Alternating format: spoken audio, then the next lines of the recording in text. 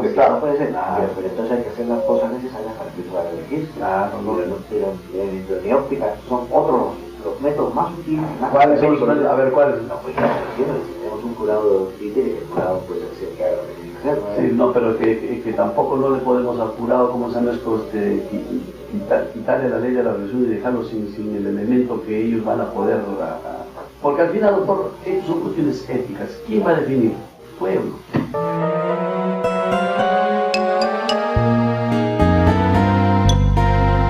¿Cómo explicarías tú el artificio legal que fue esta ley? El argumento de ellos fue que la reelección de Fujimori del 95 no fue una reelección, sino la primera elección con la nueva Constitución. Y en la línea lógica de ese absurdo, porque si tú partes de un sofisma, vas a seguir en el sofisma. No vas a llegar a la verdad, vas a seguir en el sofisma. Entonces, ellos decían, como la Constitución fue aprobada el año 93, el año 95 se produjo la primera elección de Fujimori. Y el año 2000 se produce la reelección que permite la Constitución. Entonces, aquí hay un error de suma y un error de historia. Para ellos, 1 más 1 no son 2, sino 3. Y por otro lado, para ellos, del 90 al 95 no existe, porque no hubo presidente. ¿Y qué hicimos? Hicimos uso del propio instrumento que el régimen de Fujimori dictó para autoproclamarse democrático.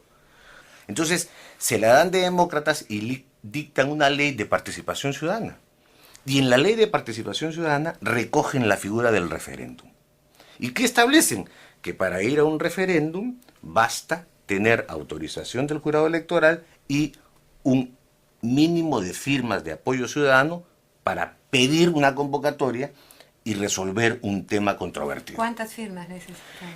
Era el 10% del padrón electoral. En ese momento, 1.250.000 firmas. Y el Foro Democrático asumió el desafío. Salimos al referéndum a recoger firmas en las calles. Esto es una cantidad de episodios que llevan meses, a ti te consta.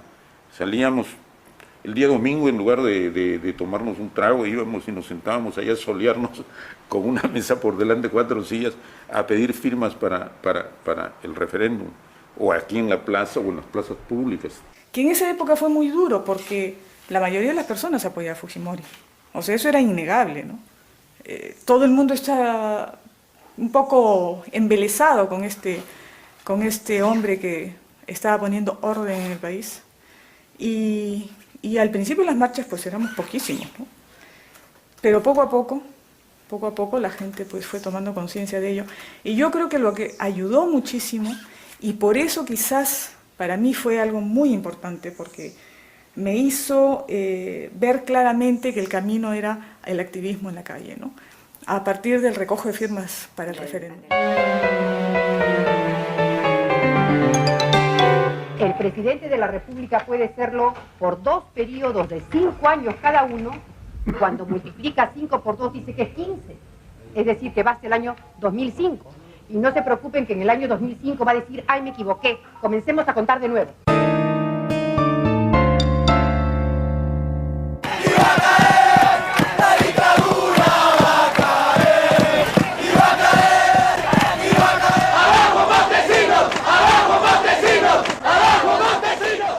La destitución de los 3 magistrados es la gota que rebalsó el vaso.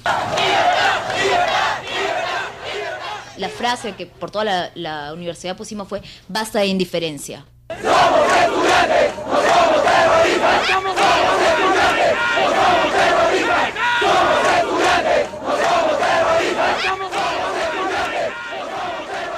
Y en julio del año 98 presentamos 1.475.000 firmas a la OMPE. O sea, mucho más de lo que... Mucho más de lo que ellos habían... claro, no estaba dentro de su cálculo que lo lográramos. Y lo logramos. Y entonces ahí comienza pues la debacle, porque comienzan a darse, comienzan a tirarse tiros en los pies ellos mismos, ¿no? O sea, José Portillo, jefe de la OMPE, permite que vaya un fiscal y nos requisa las firmas y comienza una suma de semiescándalos que concluyen en que el propio Congreso declara que el proceso que habíamos iniciado 3 años atrás no era válido y que por consiguiente no había referéndum posible.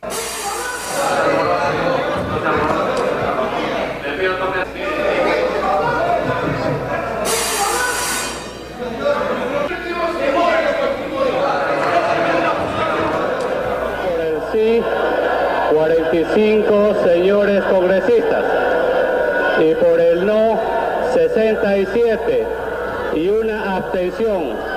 En consecuencia, el proyecto de ley número 3924 ha sido rechazado. 45 por el sí. Por el no, 67. 45 a 67. ¡Murió la democracia!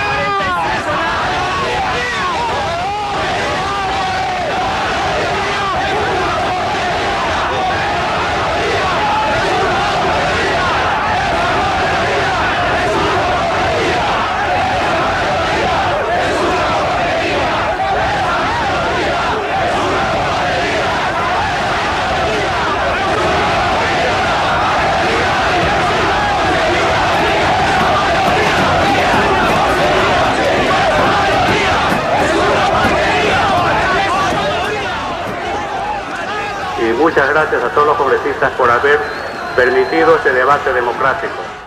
Al ver ya que había gente que ya se había despertado, o como decíamos en ese momento, ya el miedo se había acabado, ya estaba la esperanza y la perspectiva de que en algún momento esto tenía que crecer, ¿no?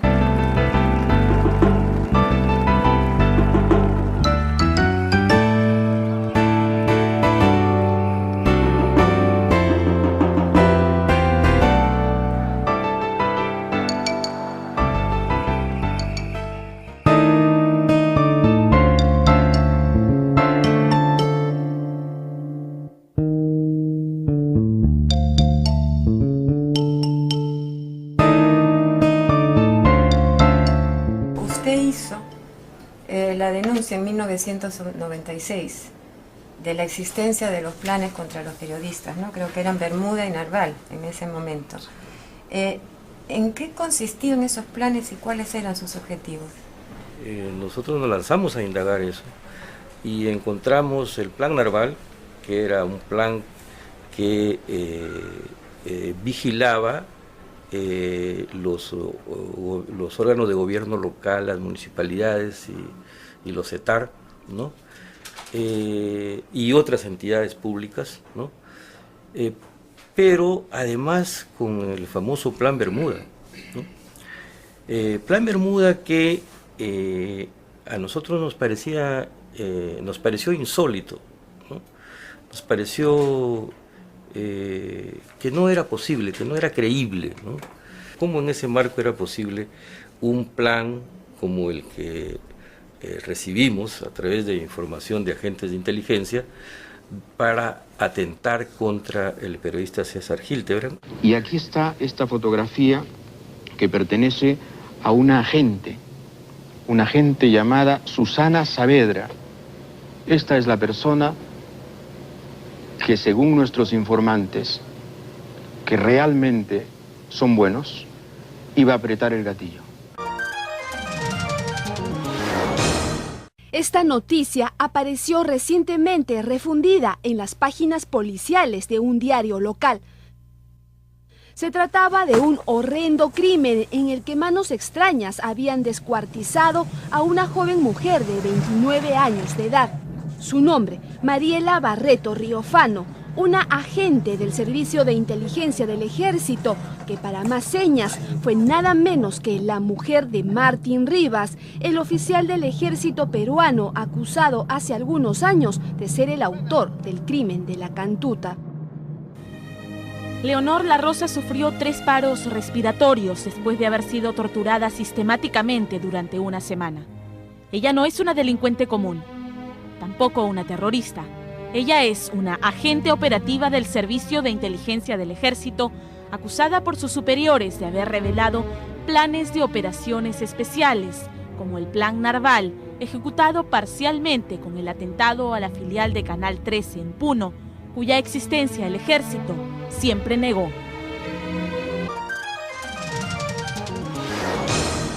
Hoy por hoy, uno de los secretos mejor guardados sobre este personaje tiene que ver con sus ingresos. ¿Cuánto gana Vladimiro Montesinos?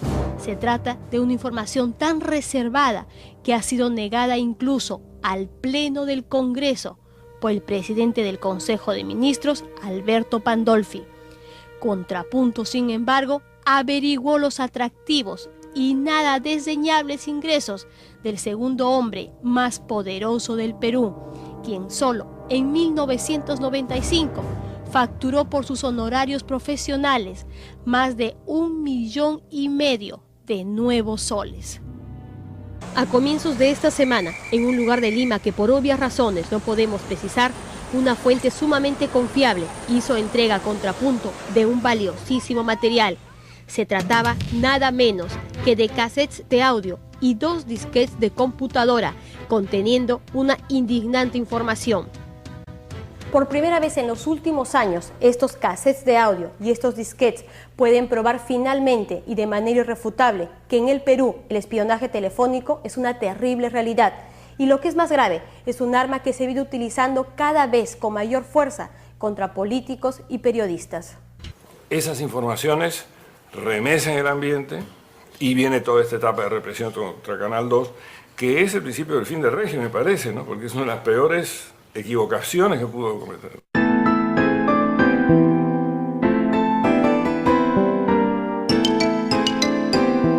Aquí estamos los periodistas de Frecuencia.